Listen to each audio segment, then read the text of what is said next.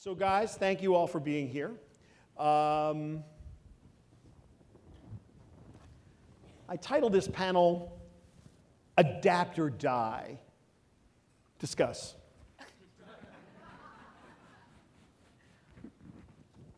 So that's not anything new, is it? No. I mean, if you just look at the media space, the general media space, right? Late 80s, we would have been talking about CompuServe. A few years later, we would have been talking about Prodigy. A few years later, we'd be talking about AOL, then Yahoo, right?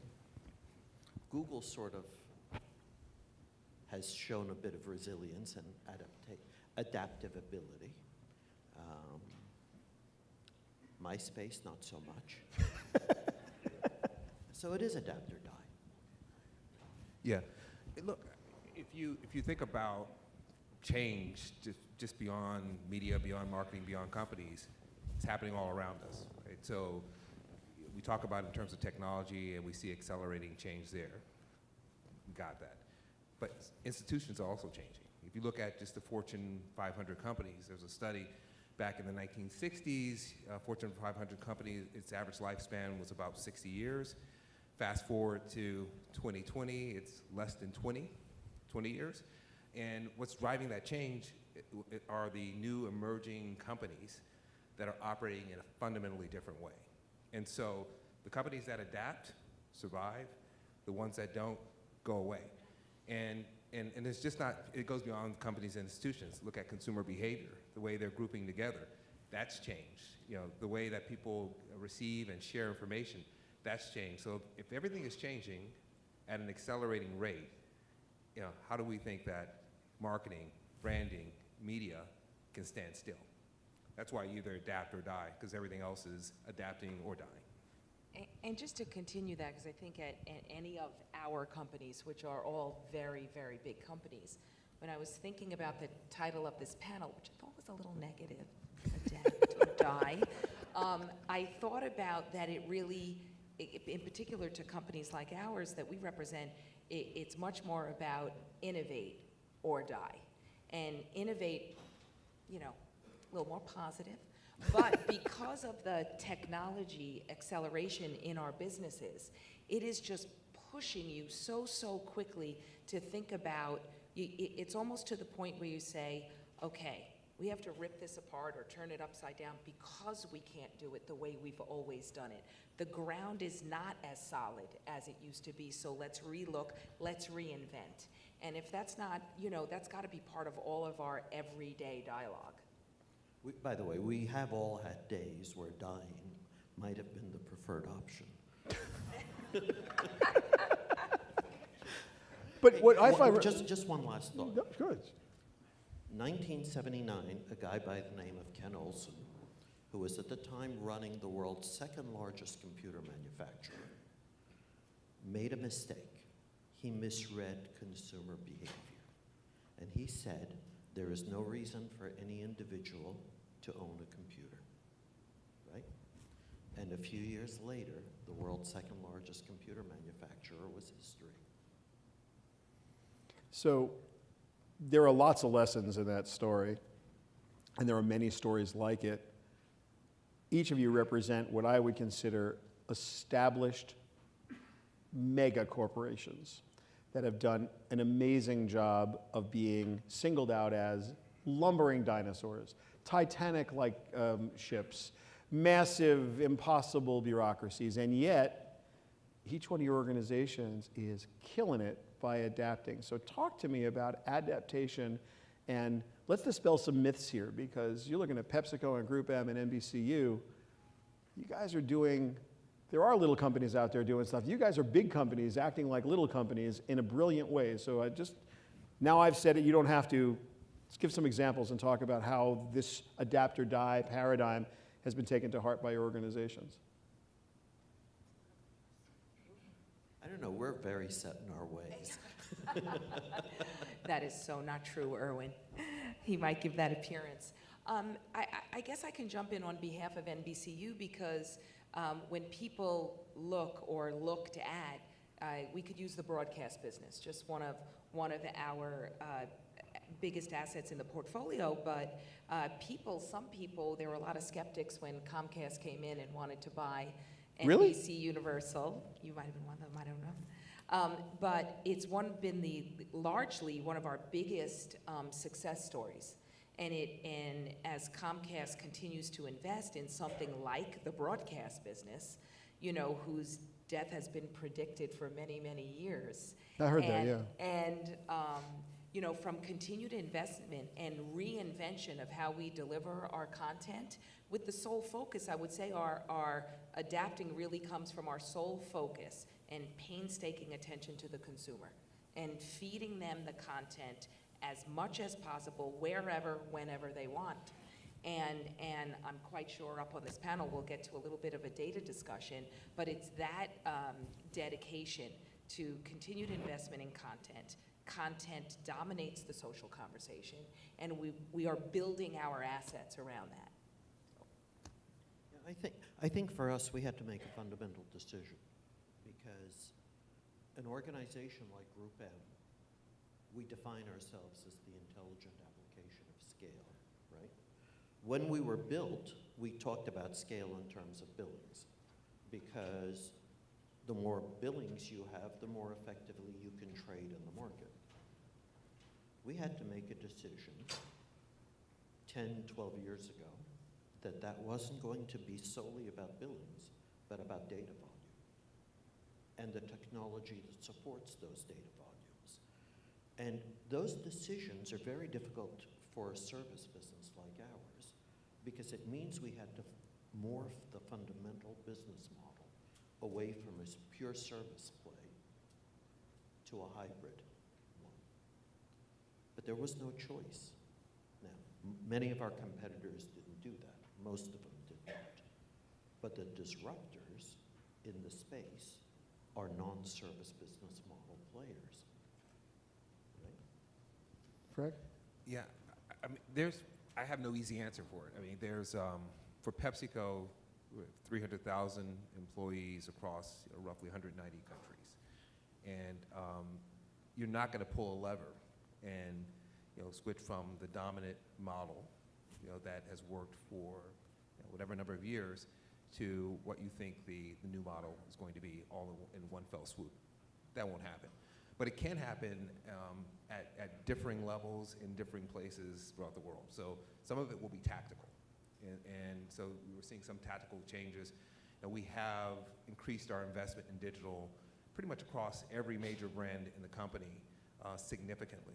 We've increased our focus on mobile significantly. We are thinking across the entire enterprise about how e-commerce can become a more central part of what we do and how we deliver an experience, driving people even online, offline. So on a tactical level, I think you'll see a lot of that happen throughout most of the regions. Then there's a strategic level. You'll have fewer of our brands that do that. There'll be some strategic shifts in how we think about content and distribution and how we deliver that and how we measure that and even some of the goals that we might have around content and distribution. So those will be some shifts you'll see. But the most difficult one is structural. Right. And structural and cultural, I think. And that one's going to take a lot more time because if you're going to become an adaptive organization, move like a startup in a way, but have the massive infrastructure of a Fortune 100 company, there are principles that are absolutely counterintuitive for a large organization, like embracing uncertainty. That's counterintuitive for a large organization because large organizations manage risk. That's what they pretty much do. And so that's probably the toughest shift, figuring out structurally and culturally, how do you start to take on some of those principles from the lean startup movement and pull that into a large corporation. So you said a couple things that are so critical to this conversation. You're looking at data, you're looking at e-commerce or T-commerce, and you're looking at mobile. All of that comes together from a traditional wholesaler. So what do you expect from Irwin and what do you expect from Linda as a marketer? What do you need back in order to help you realize those goals? You want velocity at retail. You want people to use your products. You want people aware, but you also need the instant gratification of a whole generation of people who are fully connected. What What are the things you most need? Well, that's a really tough question. Look, I guess more is a process. There's a certain process that I need. And we go through this, I think, in large part. The first part of it for me is just, having an agnostic view of what is happening with the consumer. What are they using? What's really motivating them to purchase? What are the kind of communications that take our communications from awareness to putting it in long-term memory and triggering a reaction? What are the things that make them want to buy something at a premium price? Just agnostic view of that piece. The second thing is, and I think one of the more obvious things right now is just getting deeper in understanding how mobile works and how that can transform not only the way we communicate, but the way that we sell. For mobile, the big unlock for us at least is that, finally at the shelf, at the point of decision, there's the opportunity to communicate. And that's, that line between, traditional media and actual, the driving of a purchase decision right there at that moment is gonna be, I think, a fertile ground for companies and for us to collaborate together. And then finally, data. Data that is not only real time, but predictive. That would help us tremendously. And I think all these conversations are happening, but we're at the beginning of that journey, all of us, I think. And we're learning together, and I think Linda and Erwin are among the more adventurous in terms of pushing toward those new areas. So. And I think it's a fascinating time right now as we're living in this world of convergence. And if you think about what we at our company call the first phase of convergence, which was when content met mobile. So you could say first in your PC, right? And then it started going everywhere, whether it's on the device in your pocket or on your tablet. But now what we think we're experiencing is this second wave of convergence when we look at data. You talk about what I know Frank and his team push us to do all the time is data meeting this currency measurement, right? Trying to find the equilibrium there because currency measurement, particularly in the TV space, challenging. And then having this data meet video content. So what's the influence on how we talk differently about our video content? So a company like ours can talk to Erwin, can talk to Frank and his company about reaching that consumer more directly, quicker in high-value inventory, right? High value, because I need to convince him to pay a lot of money for stuff, and he doesn't like to do that. But then when you take the distribution capability, which is a unique capability of our company, and be able to get to that point of purchase or get quicker to that consideration set and activate that high value inventory. So that's what I think is really fascinating right now. When you marry all that together and video content is in the presence of that more informed data, I think that changes the conversation, and it's a conversation that we're all part of. There's one more element here, and that is, well, let me ask you. The relative importance of brick and mortar shelf space 5 years from today and 10 years from today, vis-a-vis right now. I mean, just think what happened in the disposable diaper category, right? Do people really need to pick up and touch and feel a can of Pepsi? Or can they get it fulfilled some other way? And in that context, when you look at allocation of marketing dollars, trade support, shelf stocking allowance, vis-a-vis paid media, which is what Linda sells and what we do for a living, those ratios have to change quite dramatically. And the value and the role of media changes fundamentally in that context. You want to comment? Well, yeah, I agree. I think those ratios. Give his mic up, and actually mine too, please. Guys, there we go. And Frank's mic also, please. Can you hear me? There we go. There we go. Yeah, no, I agree. I agree. Those ratios will have to change, and they will change. And the most interesting thing about it is that as big as e-commerce is, what's even bigger is driving people from an online transaction or interaction to an offline transaction. And I'm just a big believer that and I love digital. I love the ones and zeros, love it. But I heard that about you. But the physical is still going to be critically important. And I learned that a little bit through music, because I remember, if you rewind back, 10 to 15 years, people thought that music became almost a non-social thing. When the first iPod came out, and before that, exactly, it was just the earphones, and it was like, hey, it's my playlist, and it's my, before even playlist, it's my catalog, and I'm enjoying that. My mixtape. But it's my mixtape, and then the most fascinating thing happened is that people felt like, I want to have a social interaction. Festivals started picking up. Even before you got to the playlist, and even before you got to the platforms that sat on top of Facebook and the other social networks, people wanted to interact. And I think you're going to see that even in the physical space for purchasing materials, that people still want to actually go out, interact with other people, but it will have an impact on shelf space. Won't be the same. People will go in with much more knowledge. There'll be some real-time interaction that will happen at the shelf, and I think you'll get real-time information about what other activities and services you can get as you're making that purchase decision. So that will transform the retail environment completely. And by the way, we're going down that path very, very quickly, because the retailers are already putting beacons and Bluetooth and Wi-Fi in the stores, right? So that's happening already. And on top of that, you have third parties who are creating apps and starting to map the in-store environment so that GPS in stores is a reality, and that's coming quickly. Let's switch gears for a second. There is a common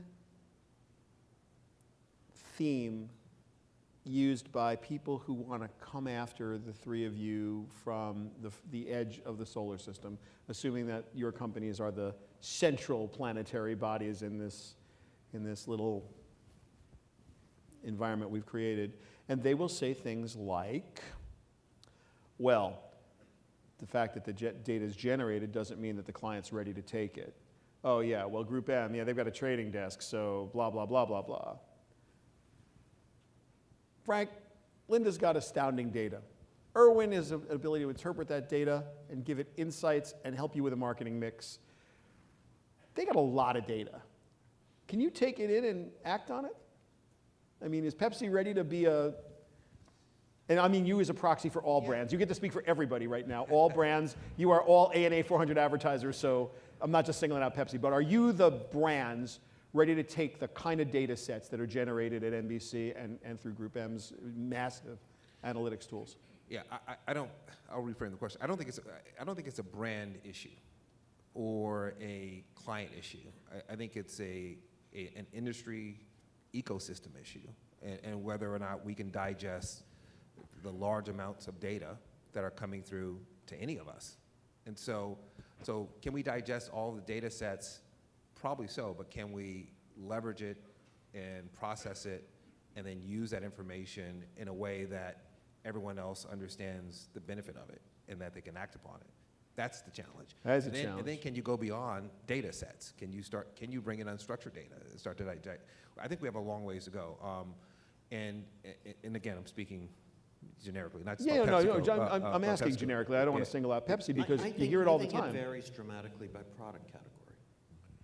So talk to me about that. Well, if you're an automotive, right? I mean, you still don't have perfect data because your dealers sell the cars and don't necessarily tell you who they sold Right. it to. But you can piece it together. If you're in the telephony business, you've got a CRM business. Right. So you've got massive amounts of data that's actionable. If you're a CPG client, your data isn't quite as practically usable until you aggregate it up with other people's data and third-party data, right? And so there is no one-size-fits-all answer here, but this stuff isn't easy to do, no matter what the context. I think that's probably the truest thing said. This is not easy to do. So let me ask this question. Each of us would argue that this is a very challenging environment right now. But I don't know when there hasn't been. I was thinking about this particular question, even in the context of your first answer, Erwin, which is like, hey, when adapt or die, when has that not been true? I mean, Darwinian evolution is adapt or die. Misstated, it's survival of the most adaptable. So those of you who are out there are Darwin fans, I just said it right, but I'm taking some liberty, adapt or die. Shorthand, don't quote me. We've never not lived in challenging times. They're always challenging. There's always something that's, there's conflicts around the world. We've got too much taxation. No one likes the administration. You go on for hours blaming other things in the environment. But I think anybody would say that not only is this a challenging time, the landscape is literally, the ground is shaking underneath because things are different. I think What's keeping you up at night? I think our rate of change is desensitizing us to that rate of change. And we just become accustomed to being the hamsters that learn to run on the treadmill a little faster. That's interesting. Okay? I mean, there is some of that, right? I think the biggest issue in my mind is we live in a world where a disruptive player can create a narrative that's built around vapor and get valuation metrics that are significantly higher than those of legacy businesses that have shown consistent and sound management performance, right? And there is something in that equation that does in fact keep me up at night a lot, because they can trade in the public markets and they can do things that even a large entity like any of us can't do because we're playing with different valuation metrics. Yeah, there's no question about that. We have there's a certain imbalance in the forces of the universe, somewhat out of our control. You're right. And the tech valuations, it's interesting how many companies are talking about what they need to do to get a tech valuation and how you're going to have to manipulate your stock to do that. From my perspective, that's table stakes for 2014 and beyond. Right? That's just a fact of life. And so, and you're right, the pace of change. It's a fact of life, but that's the one that should really keep us up at night. Not the fact that we have to work a little harder. We get used to that. Yeah, I'm not sure that, by the way, that's ever likely to change. We're always going to have to work a little harder. Where I want to, just in the last few minutes that we have, what I'd love to understand is we've got a bunch of people here who are dealing in a world where programmatic is misunderstood. Some people call it a race to the bottom. Some people are talking about extremified marketplaces. Big data is misunderstood. There's too much of it. We just described like all these different ways that one could think about making data actionable. The last few minutes of this, what can people who are here take home from today and say, in the next 3 months, next 6 months, this is strategically how I want to approach? Like, what would your advice be from your particular lens, through your lens, not overarching, like, media company, agency, brand? What's a key takeaway? What's a good place to look? What's a good strategic focus? What's a good tactical focus? What's a good takeaway for these guys? Yeah, if I had to narrow it down to one thing, I would say think mobile first. And that's not to say exclude TV, it's not to say exclude radio. I think those things are still going to be critically important. But I think the mindset shift that has to happen is mobile, for me, becomes the new center of gravity because people have it with them all the time. There's roughly, 5.5 billion mobile subscribers worldwide. Yeah. They're interacting with that phone, hundreds of times a 150 day. times a day, more or less. 150 times, I guess, is the number. It's at the shelf. They're watching video. They're doing surprising things on it. They're reading long-form articles on the mobile phone, which I thought would not happen, but they're reading that. And so if you think about it that way, the way in which you create content and distribute content shifts significantly if you make mobile first. Oh, sure. And then if you believe in the Internet of Things, which I believe in, that's going to be your remote control for that. that mobile device that you have. And so if there's one thing I would do, I would pull mobile to the forefront. And again, not to exclude everything else, but in order to make that shift so that it becomes a priority within the mix, but also in the way you think about interacting with your consumers. Sure, Linda? And to Frank's point, in addition to reading long-form articles on mobile, we like to witness, observe, learn of how much they're watching long-form content and quality content on any device. And I would say whether it was the next 3 months, or particularly for our company, which has been the last 3 years, it's the focus of bringing both sides of our big house together, which is the content, which there's this big pile of great content at our company, but then the ability to bring like the pipe to it. So move the content through the pipe to what is a significant number, maybe more soon, of folks, and be able to prove in partnership with Frank and Irwin the value of that content and the ability to reach that customer. We like to say that we're a strategically complete company from a content development and distribution standpoint, and if you were gonna design a media company of the future, it would look a lot like Comcast, NBC Universal, and we take that responsibility very seriously. And for the next particular 3 months, I would say our #1 priority is advance ad product. So you'll see a menu of opportunities unique to our company that mobilize that data and provide advantage or opportunities for high-value inventory. Yeah, no question. Comcast NBCU at the moment is by far the most vertically integrated business out there. And that will allow them to do things that their competitors simply won't be in a position to do. Coming back to the programmatic issue, I gotta say, I don't like the word. I don't know what it means, and I'm in the middle of it. It means a lot of different things to a lot of people. And, you know, I think, I don't quote Marissa Myers often, but she did say that the opposite of programmatic isn't premium. Is not. Is not premium. Right, I agree with the that. The opposite of programmatic is manual, right? Right. And so in that context, I mean, we began workflow automation in the early 70s. We have a system, even in the legacy media. I mean, when we do network deals, billions of dollars go through that funnel in days. There is no mechanical friction there. The process is highly automated. It's very, very refined. As data becomes more granular, more and more of the analytics have to be performed systemically, right? So that's one aspect. The second aspect is, starting in the mid-90s, when we started to switch on television from program data to respondent level data, we became a systemic operation. We shifted our focus to selecting individual programs because they were a surrogate to specific audiences. Yeah, proxy for an audience, right? They were a proxy.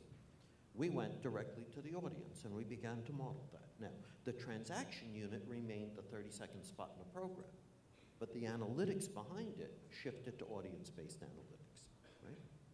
Interestingly enough, in the digital space, that transition is still happening. Yes. And there is no question in my mind that there is going to be far more focus on specific audiences. Now, that is not to say that context is unimportant. It just becomes one of the weighting factors in the ultimate decision. But as you move more and more to audience-based selection and decisions, you have to become much more systemic. Now, if you call that programmatic, then yes, it's certainly going to take off. Wow, well, that is a better last word than I could imagine personally saying. Let us give it up for our 3 panelists. Guys are unbelievable, thank you. Frank Cooper, Linda Yaccarino, Irwin Gottlieb, outstanding.